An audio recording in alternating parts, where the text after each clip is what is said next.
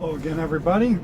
Today we're going to be doing a beef stew. I was going to do a roast beef, but realized I forgot to grab butter. So, for the beef stew, for doing it at home and for doing it here. To start off with, I guess I'll turn on the dome light. Maybe I'll make a little bit of a difference. To start off with, you need the stew meat itself. Now, the stew meat, it calls for 2 pounds if you're doing it at home. We're doing it in the truck, so we're going to quarter that and do half a pound. So, I picked up a 1 pound package of stew meat at Walmart, and I'm just going to use half of it because that's pretty simple.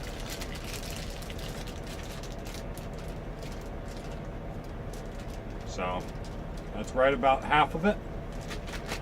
And I'll use the other half for the next time I make it. Second, we're going to need a 1/4 cup of flour. Now, doing half of a 1/4 cup is not ideal. So I'm just going to kind of eyeball this. So at home, once again, it's a 1/4 cup. Here, it's less. So just going to do enough. Basically, you want to be able to coat the stew meat in flour is what you're looking for. This is going to make the stew nice and thick. Okay, so I got it all nice and coated in flour.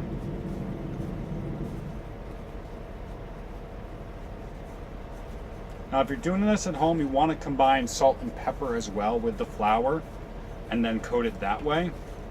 I'm just doing the flour right now, and I'm going to add the salt and pepper right after. So, there's the flour, and now the salt.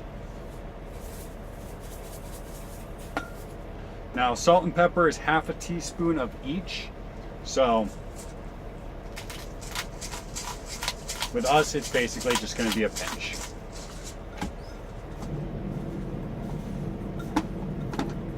So if you take a look, all that stew meat is nicely coated. Got all that salt and pepper and flour on it. It's going to make it nice and thick and make it nice and juicy at the same time. I'm done with reaching into the pot, so you can get the gloves off. After this, we're pretty much combining the rest of the ingredients, which is going to include 1 garlic clove minced. Once again, we're using our minced garlic in a bottle. I'm just going to put in a little bit, call it about a clove worth. At home, it's 1 clove. Going to need 1 bay leaf.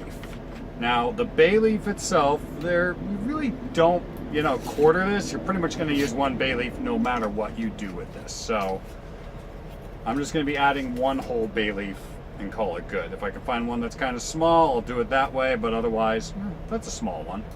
Throw in 1 bay leaf. I need 1 teaspoon of paprika.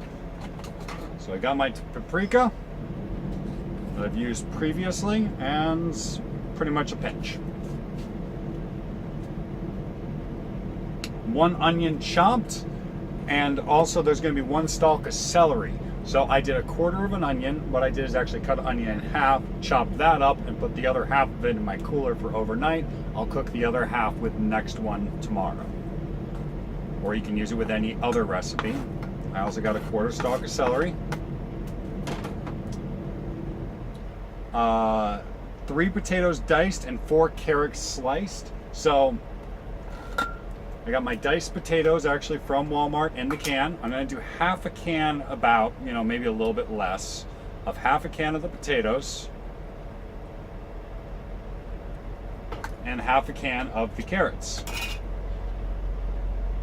And if you remember back, I pointed out in a previous video, you got these nice little lids that you can pick up, and they're in the pet food department. So that way I can just lid up my half cans, toss them in my cooler, and they're nice and good to go, so I can save them for later. So I got 2 lids, 2 cans, and there we go. I can throw those in the cooler until later. I'm also going to need Worcestershire sauce. Now it calls for 1 teaspoon. That looks like a teaspoon to me. Let's see, we got the clove, we got the onion.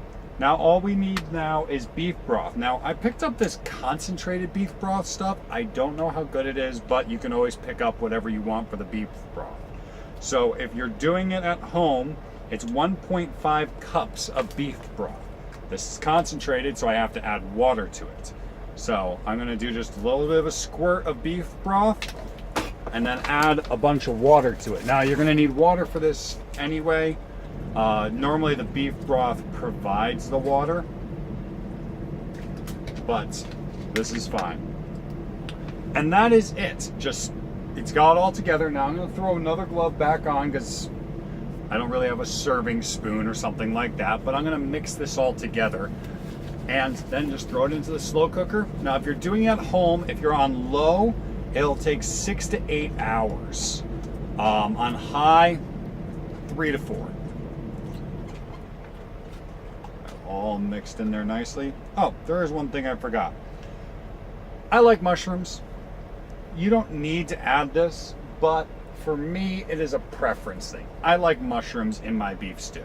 So I'm gonna be adding some mushrooms. Now I got this bottle version because I can reuse it. So I don't have to use the lid on it, and I can reuse it later on down the road, maybe with some more mushrooms or whatnot. This is not an ingredient in the actual recipe, but like I said, I like mushrooms in my beef stew.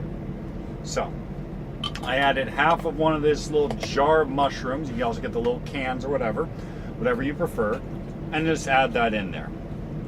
I'm gonna make it a little bit thicker with the beef broth.